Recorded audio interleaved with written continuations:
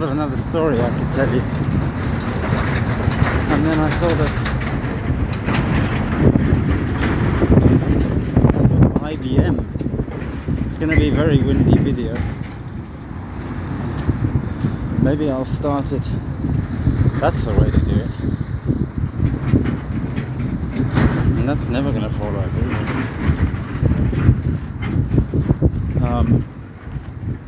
Oh, there's a squirrel. Another squirrel. And a lizard.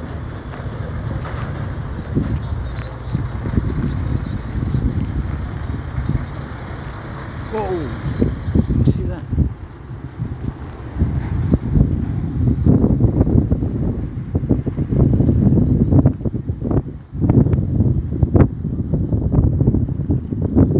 It's quite a pretty river.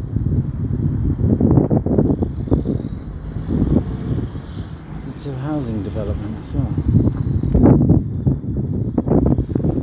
That's what my dad calls informal housing.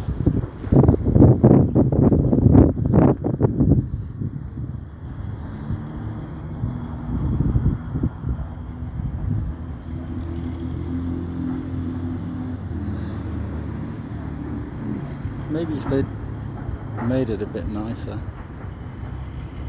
I suppose, because it's not in a very upmarket residential area. They didn't see it was worth spending the money.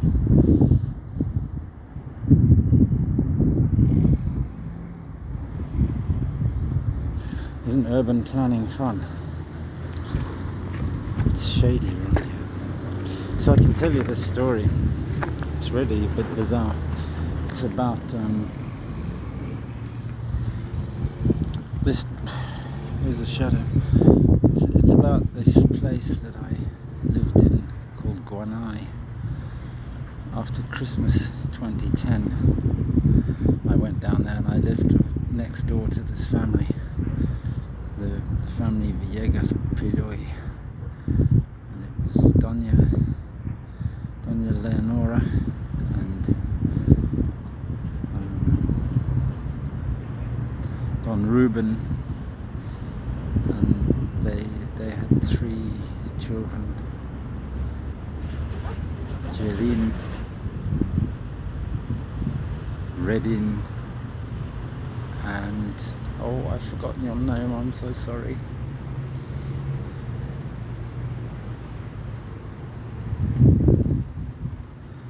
I'll remember it later. And it was around the time I first went nuts on the 15th. I first went seriously nuts on the 15th, around the 13th of April 2011. So I'd only been there 3 or 4 months, and I'd spent all my time in the cafe writing code for a kind of lambda evaluator system. It ended up quite good. It did type inference, and you could invent your own primitive types, and it would automatically type the expressions, and then it would use that type information to display things in sensible ways. You could program how it treated things like a church numeral and stuff. It was quite fun doing that. It was nice, but it got a little bit clunky. And I'd had all these ideas about allowing arbitrary evaluation orders to be specified by contexts, but I never got around to implementing that bit, because when I went mad on the 13th of April 2010, I threw away all my stuff. I gave away my computer, I gave away all my backup copies, I distributed them around the country. Some in La Paz, some in Oruro, all over the place. Stuff's out there. It included 100 pages, the first 100 pages of my book, which was looking pretty interesting, but the last chapter was a real trip. I mean, that was when this stuff was kicking in, and the last chapter was full of stuff about Herman Melville and Dr. Zeus.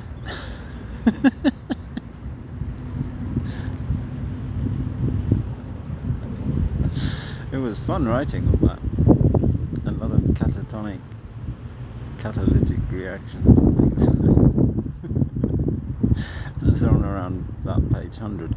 But earlier on, there's some sensible stuff about probability and the L. Farrell problem, which seems to have been taken on by some people who run these electronic automated trading systems on Wall Street.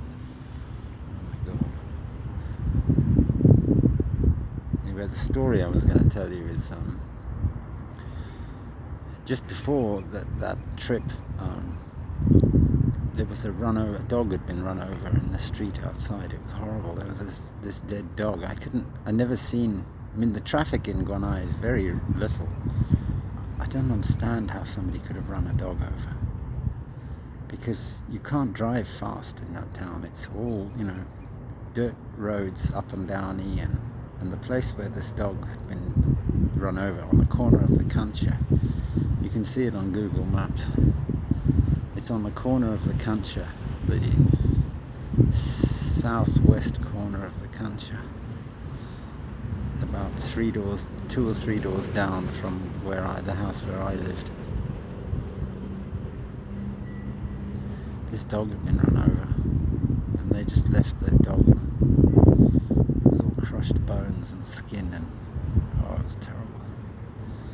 And then Reddin had rescued a dog. There was another dog similar to that one, and he brought it into the house, but the dog was covered in lice, and the dog was outside just whining all night.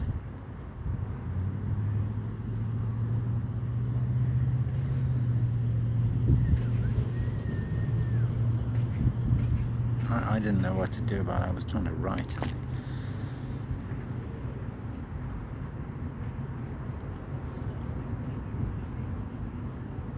Carried on writing.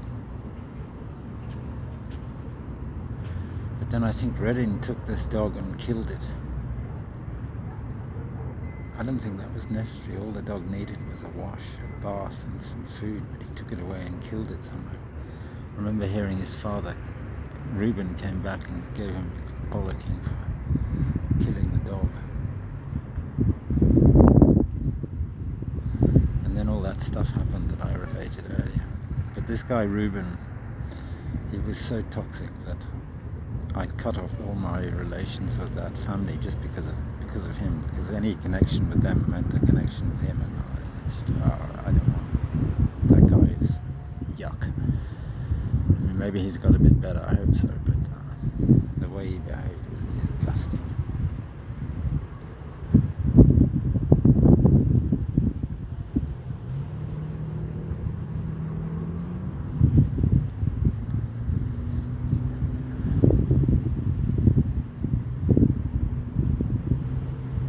His upbringing, his father had 2 wives in the same town. I mean, you can't really be surprised by any of it,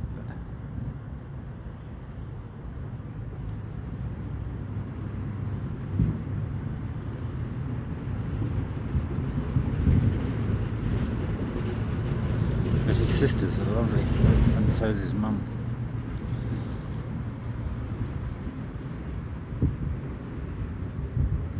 And I quite get on with his dad, but his dad's a fucking rogue.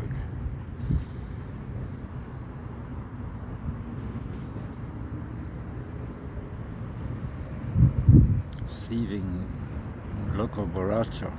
That's what you are, Reuben.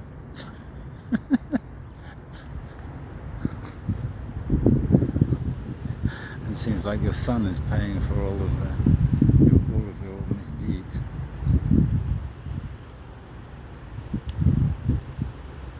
So there you go, Myra. That's my story about society in Bolivia. Oh, and not too long before that, there's the other things, bad things that went on in this house. Downstairs there was Doña Raquel. She lived with her son and her alcoholic husband, and she'd been trying to save up money to open an internet cafe.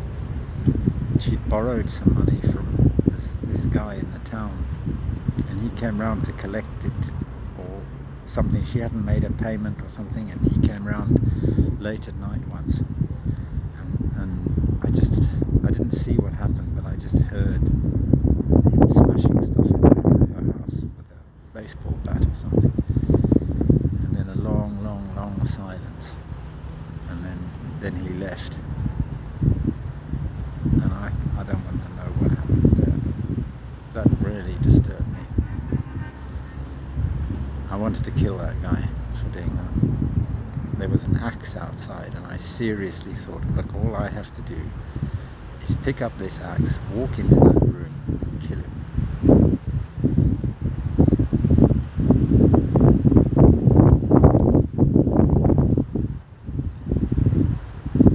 But I didn't do it because I didn't want problems with the law.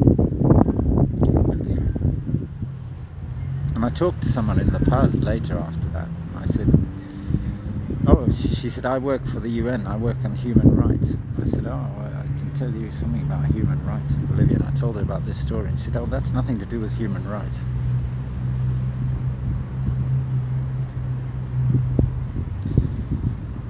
That's the UN for you. Fucking bunch of geniuses. So on that sad note, Myra.